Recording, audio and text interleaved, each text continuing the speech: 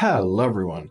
So if you want to record a slow motion video on your Xiaomi 14T, you were to open up your camera application and now in this bottom tab find more and press slow motion. Now in the slow motion, press on the shutter icon to start recording video. So record your video. When you're satisfied with the recording, simply tap on the shutter icon once again. Now let's go to our gallery. So choose your slow motion video, and here you'll see this little edit icon. So tap on it.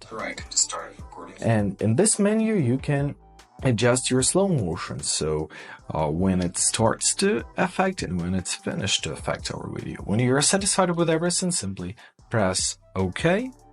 The new video will be created.